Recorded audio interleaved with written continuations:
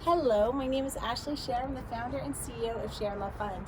Today we're going to explore Chapter 2, Verse 39 of the Bhagavad Gita. Chapter 2, Verse 39 reads as follows. You have been given the ideal of self-knowledge. Now hear the practical wisdom of yoga by which, Arjuna, you can break through the bonds of karma. So here, we're starting to talk about Krishna is starting to talk about the path of karma yoga. In this chapter 2, translated as the yoga of wisdom, there are two sections, the theoretical part and the yoga, which is the practical part.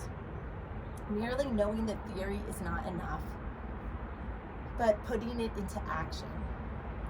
You may know the whole cookbook by heart, but you'll still be hungry if you don't actually cook the food and eat it. You should understand the 2 points, the theoretical part and the yoga part, the action part. Both are important. So why does Krishna stress both? Because some people simply sit around and inquire about the Atman. What is the self? What is the supreme being? And, we can contemplate all day about, what is great? But if you're not going to actually go out and volunteer in the soup kitchen or smile at a stranger, what good is it? And you don't necessarily need to do those things, but that's just examples of trying to make a difference and an impact in your community. And your community starts with your family. It starts with the people you live with. You don't need to necessarily go out and save the world. Maybe just be nice to the person you're living with and start there. Sometimes they say even the hardest place to start is at home. Who am I? People contemplate the supreme being, the absolute one. I am that. People are constantly trying to figure out the truth and the essence of life, and this self-awareness is an important part of the journey, but we really need to couple that with action and not get lost in the precepts of our mind.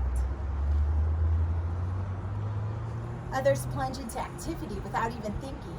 We have an expression in English called running around like a chicken with your head cut off. Maybe other languages have that too.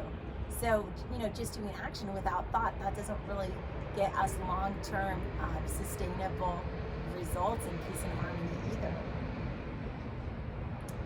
Knowing the basic principles of what we're seeking helps ground us and make our actions more meaningful, and it helps us save our energy and use our time more wisely because we're prioritizing. There should be a beautiful harmony between theory and practice. Then life is more enjoyable and fruitful. That's the greatness of Raja Yoga. Or, to use the familiar term, integral yoga, you blend the theory and practice. You apply the theory into your day-to-day activities. So whether you actually are interested in yoga or just taking this course, for fun or to earn a degree, we can think about this really in basic terms of just applying thought to action. So it doesn't necessarily need to be yoga, but it's saying, strategically think and have a plan, but don't just sit around thinking, I should have done this or I should have done that, or if I started that business 5 years ago, I'd be a millionaire by now.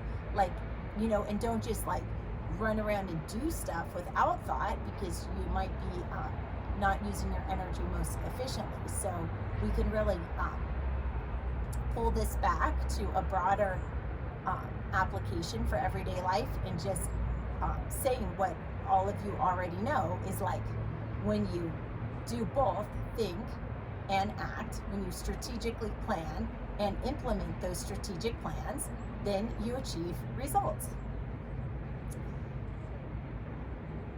Some people say, it's probably too late for me to start now. I don't know how long I have to live to actually do this. I'm too old.